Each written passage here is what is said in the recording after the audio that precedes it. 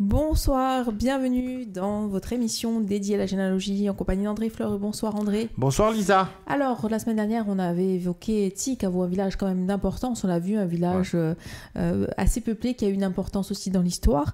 On a parlé évidemment des différents registres. On va terminer avec les notaires, pour ceux en tout cas qui souhaitent faire leur généalogie du côté de Tsikavo. Alors là aussi, au niveau des notaires, est-ce qu'il y a des sources d'importance? Ah oui, parce qu'il y a 10 notaires qui ont déposé leur tchèp aux AD, et ces 10 notaires, ils couvrent tous une période avant 1800. Et le plus ancien, c'est quand même un notaire qui commence en 1612, qui couvre 1612-1621. Alors là, il s'appelle Joe Paolo Guglielmo Alfonsino. Ensuite, on a un Marquette de Joe Giacomo qui couvre 1647-1675. Donc en gros, après on a un Lorenzo de 1677 à 1690. On a Giacomo Antonio jusqu'en 1693. On a un Danese Antonio de 1695 à 1709. Un Biancone d'Ongrad jusqu'en 1737. Un Prosper et Gio Carl de 1722 à 1734, et enfin un Biancone et Pietro Mari de 1751 à 64, et un Michelangelo de 1753 à 1799.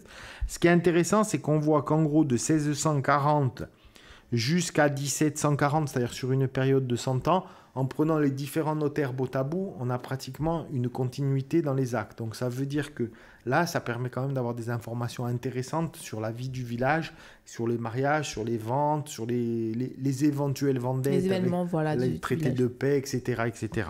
Voilà.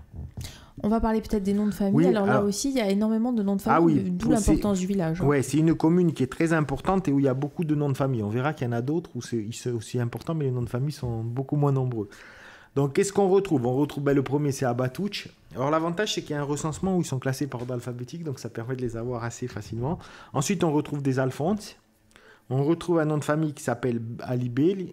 On retrouve des Biancone, des Bouchine, des Campane, des Casanova, comme d'habitude. Casanova, voilà, c'est des Cecalde, des Fagianel, des Fiamme, des Gaudiane, des Geronimi, des Giorgi, des Léandre, bien entendu les Lecce, des Leoni, des Lusinc, des Lorenz, des Lucchine, des Malanotte, des Mondolone, des Morazzan, des Mozziconac, des Nicolai, des Olivier, des Paganil, des Paldac, des Peraldi, des Perrette, des Piaz, des Prosper, des Sabiane, des Sorbes, des Scaglie, des Segondes, des Sousines et des Tafanil.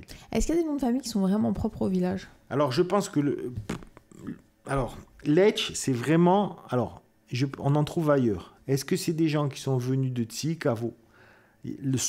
Selon la légende, ils sortiraient tous de Tsikavo. D'accord. Après, les noms qu'on retrouve qui sont typiquement au village, c'est Luzinc. Ensuite, Bouchine, on le retrouve ailleurs. Mais c'est des gens, que ce soit vous prenez les Bouchines, les Loukines, tout ça, c'est des gens qui, à l'origine, sont originaires de Tsikavo.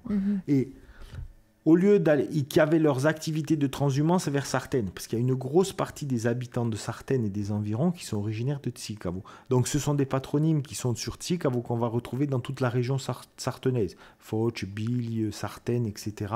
On va retrouver tous ces patronymes qui sont originaires de Tsikavo, qu'on va retrouver dans la région de Sartène. La difficulté, c'est d'arriver à remonter, du fait parfois de l'absence de certains registres dans les villes paroissiaux, en particulier dans les villages autour de Sartène, de remonter à la famille originelle du village.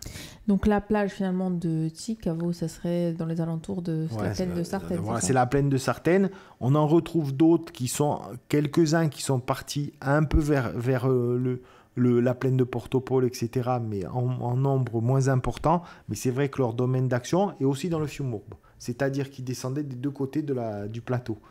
Oui, on a tendance à l'oublier, bien évidemment. Merci beaucoup André Florent, on se retrouve la semaine prochaine. La semaine prochaine, nous allons évoquer le village de Kotzane. Voilà, on reste dans le Haut-Tard. On continue notre promenade. On aura bientôt terminé. Voilà. À bientôt, au revoir.